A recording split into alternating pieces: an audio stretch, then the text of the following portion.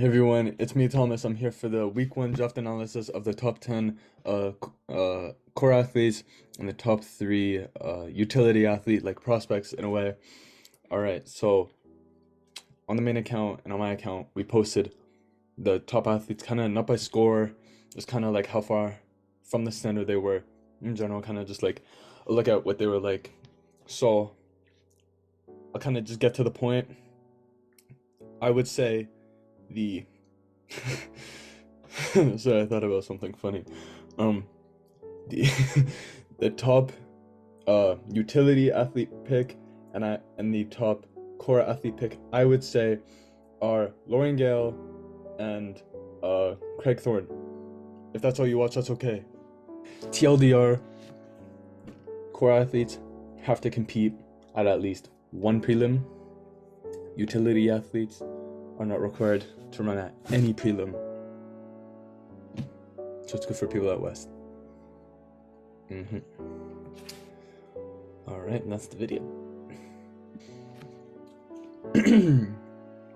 So, real quick, Future Thomas here.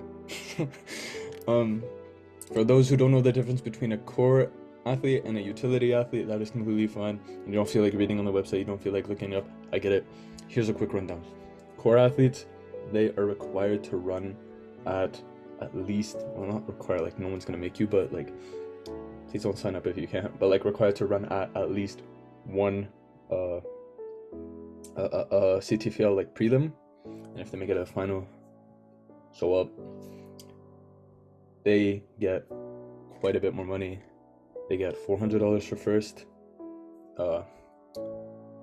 like top three individual core athletes per event and per gender. So there's first gets 4 and 200 then 100 per place, and then because utility athletes, they're not in a specific event, like there's no 400 meters, and you'd see like us and Cole, and then all the 400-meter men's running, and then you would see all the women's 400 meters. They're kind of all combined together.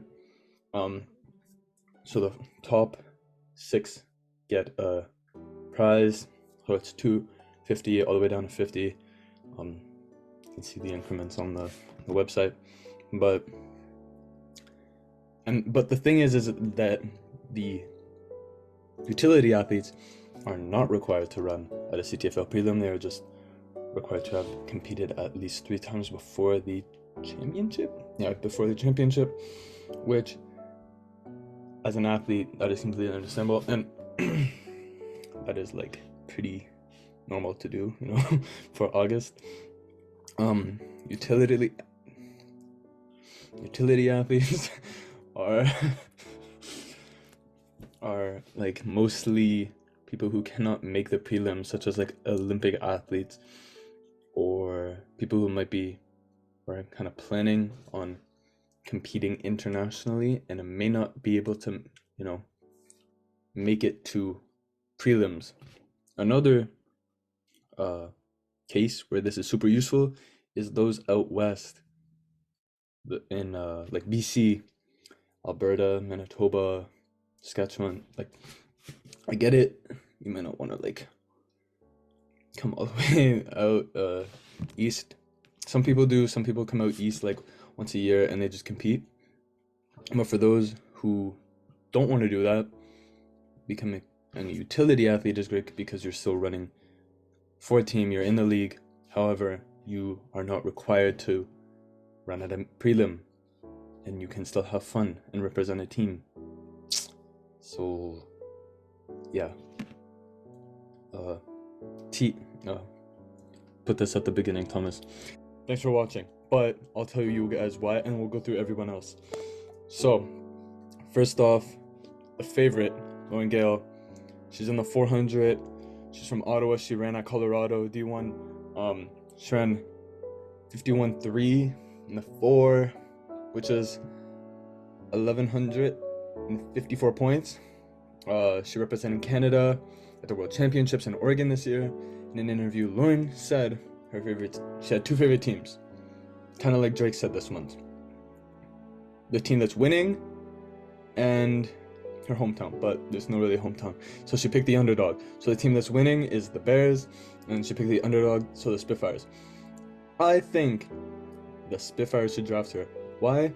Because, man, they need as many points as possible, and now it's no longer on AAF points, which I calculated to like see the favorite in utility. But if she has the most points, she corresponds to, like, in a way, a better athlete. I don't know, but I think they should draft her. And not too far behind, you have the next two prospects for utility, Jillian and Austin. They're actually both tied in points, AAF points. At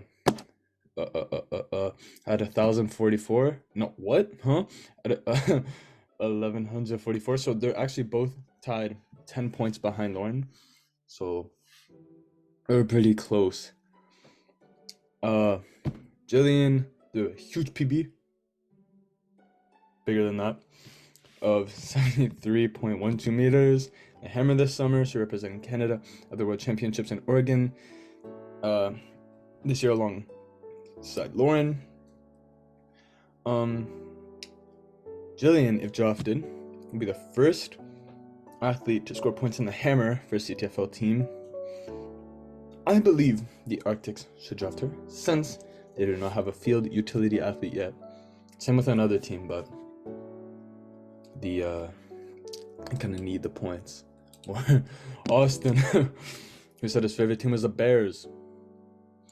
Not because they're winning, but because his friend, maybe because they're winning, but because his friend Josh Lunda is on that team. So he'd be running with his friend Josh. He runs the 400 really fast, second at Nationals this year. Definitely is a top pick. Alright, so core. Anyway, so the top pick, Craig Thorne, I think he's currently the top pick. We'll see if anyone else registers in the hurdles, the men's hurdles, but I would say for the men's 110 hurdles, he is definitely the top pick. He got gold at CSG, Canadian Summer Games. He's from New Brunswick, and I believe the Spitfires should draft him, and they need those points, LOL. He previously ran for Royal City, and now he competes and trains with University of Guelph. Second, I'd say the second topic is David Adelaide. Why? Because he came second at CSG. And he's the current leader in the 60-meter hurdles in all of U-Sport. He's got a U-Sport auto queue. He used to run for the Ottawa Lions. Now he runs for the University of Toronto. Definitely the second pick. And these are the new events, so I think every team, maybe the past events they won't think as to be as important. Like maybe the 400, like teams will be like, maybe the Arctics thinking, we have Mike Roth, we don't need someone really, we don't need to use a draft pick on another 400-meter men's runner, since they already have the champ, big boy champ. So to continue, furthermore, Oliver Grant in the 400-meter hurdles and 52.39, pretty speedy. He runs for the University of Waterloo. Next, Anak TRD. She runs the 4, PB of 55.68. Ran for Calgary International and is now at the University of Calgary. Now we have Dante Isidore. First core so far. He does long jump 701. He ran for the Badek Beacons. Now he's at St. Mary's University. And Malwini, first 5K and so 2 athletes per new event in this.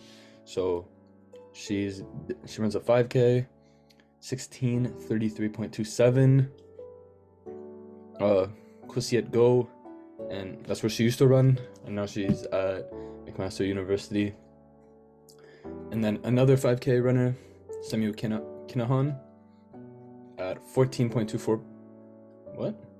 14:24.4, 5K. He ran for Real City, and now he's at U of T alongside David Adelaide. Different groups though, completely different groups. Now we have Dylan Popejoy. For the 800, he ran 151.66. He ran for Brockville Legion, and now he goes to Dalhousie. He's an awesome medalist. Man. Well, then now we have Alonzo Ryan, also an 800-meter runner, 152.02. The 800, Royal City, and now Guelph. So maybe with past or athlete Alec Purnell. Next up, we have Quinn Coughlin, 57.88 in the 400. She currently runs for the Ottawa Lions. She didn't have a group before. I believe she's the youngest one prospect. She is she's turning 16. She's 15 currently, unless it was her birthday.